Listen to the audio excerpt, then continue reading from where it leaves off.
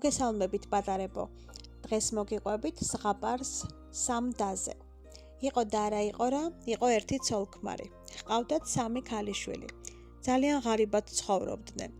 ერთხელ იმ კაცის ცოლი თაროს წმენდდა და უეცრად მარცვალი გადმოვარდა. წაიღეს მარცვალი და დათესეს. ისეთი ყანა მოვიდა, ავთვალს არ ენახვებოდა, ზღვასავით ღელავდა. წავიდნენ ყველანი მოსამკელად.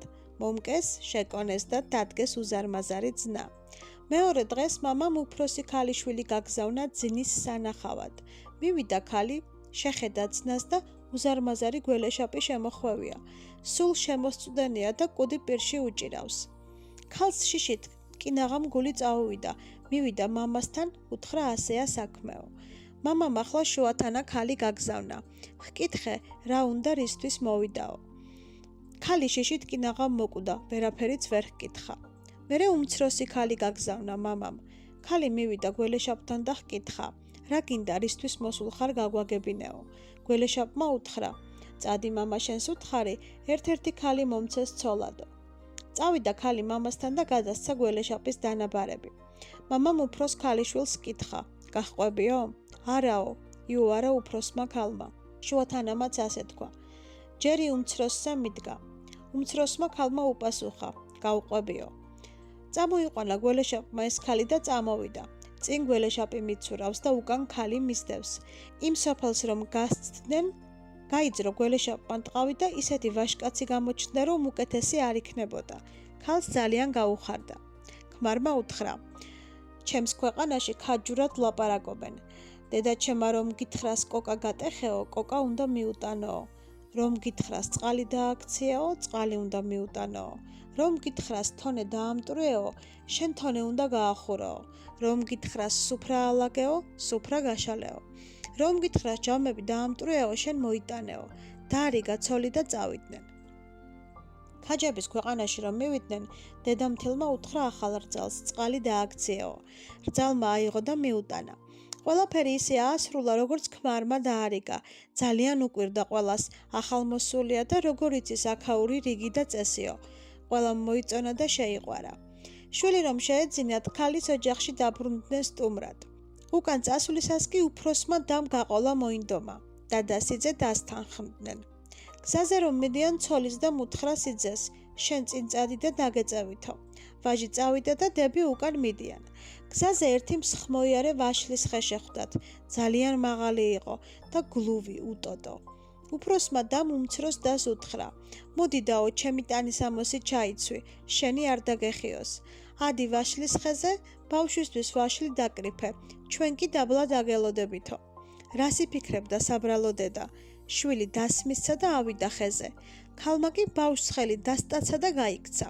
ვაჟს დაეწია. მას თავისი ცოლი ეგონა, რადგან მისი ტანსაცმელი ეცვა. კი მაგრამ და რაღა უყავიო, ჰკითხა. ჩემი და დაიღალა და უკან დაბრუნდაო, უპასუხა ქალმა. მივიდნენ სახლში. დედამთილი ეუბნება, კოკა გატეხეო, ისიც აიღებს და დასცხებს. ჯამები დაამტვრეო, ისიც აიღებს და ამტვრევს. თონე ჩაანგრიეო, აიღო ცული, დასცხო და ჩაანგრია. ყველა მეჭვი შეიტანა, აქ რაღაც ამბავიაო. გავიდა დრო. დედამ ვაშლის ხეზე რომ დარჩა, იმდენი იტირა, რომ ცრემლად და სისხლად ჩამოიღვარა მიწაზე. სადაც მისი სისხლი და ცრემლი მოხვდა, ისეთი ლერწამი მოვიდა, როგორც ტყე, 1000-ნაირი ყვავილი და ბალახი გაიშალა. ერთხელ შვილმა ძროხა წაიყვანა და იმ ვაშლის ხესთან მივიდა. მოსტეხა ერთი ლერწამი და გააკეთა სტვირი. სტვირმა უეცრად დაუკრა. სტვირო, რასატირო, მე დედა შენი ვშავდები, შენ ჩემი შვილი ბრძანდები. ვაჟმა გულში ჩაიკრა სტვირი და აღარ იშორებდა. შინ რომ მოვიდა, ისევ დაუკრა და სტვირმაც ისევ ის სიტყვები დაიძახა. ქალს გულზე ცეცხლი წაეკიდა, წაართვა სტვირი ბავშვს, დაუმტვრია და ნამტვრევები თონეში ჩაყარა. ნამტვრევები რომ დაიწვა, ნაცრისგან ქალის სახე გამოისახა.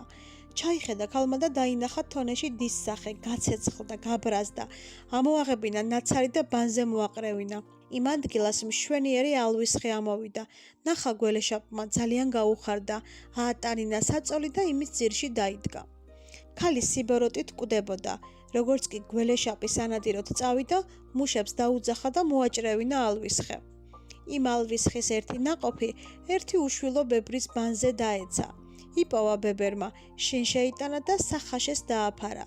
ბებერი რომ სადმე წავა, ნაფოტი ქალად გადაიქცევა, დაგვის დააკრიალებს ექაურობას, დარეცხავს ჯამჭურჭელს, დაალაგებს, ისევ ნაფოტად გადაიქცევა და სახაშეს დაეფარება. მოვა ბებერი, დაინახავს დაგვილ დაწმენდილ სახლს, დარეცხილ დასუფთავებულ ჭურჭელს უკვირს. შენ სახლში ფეხიც არ შეგვიდგამს, არც დაგვიგვია, არც დაგვისუფთავებიაო, ეუბნებიან მეზობლები.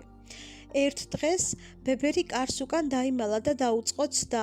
ნაფოტმა იფიქრა, ახლა კი წავიდა ბებერიო, იქცა ქალად და დაიწყო სახლის დაგვა დაწმენდა. მიეპარა ბებერი და დაიჭირა. ვაიმეო, შეეშინდა ქალს. ნუ გეშინია, შენ შვილი და მე დედა, უთხრა ბებერმა. ღმერთმა სხვა შვილი არ მომცა და შენ იყავი ჩემი ქალიშვილიო. ქალს ძალიან გაუხარდა. ამას იქით ერთად იყვნენ და ცხოვრობდნენ ტკბილად. ერთხელ ქალმა სთხოვა ბებერს. შენი ჭირიმე, ჩემო დედავ, აქ რომ გველეშაპია, ის დავპატიჟოთ თავის ცოლშვილიანადო. ბებერმა ნება დართო. გამართა ქალმა სადილი და მიიპატიჟა თავისი ქმარი, შვილი და ბოროტი და. სადილზე სადღეგრძელოებს რომ ამბობდნენ, ქალმა აიღო ჭიქა, დაასხა ღვინო და დაილოცა. გაცოცხლოს შენ, ჩემო ქმარო, შენც ჩემო შვილო და შენც ჩემო დაო. ქმარს აქამდესაც ეცნობოდა ეს ქალი, ახლა კი დარწმუნდა რომ მისი ცოლი იყო. ქალმა დაწვრილებით უამბო ყველაფერი. ბოროტი და გააძევეს, თვითონ კი თავიდან დაქორწინდნენ და ცხოვრობდნენ დიდხანს და ბედნიერად. ჭირი იქა, ლხინი აქა, კატო იქა, ფქვილი აქა.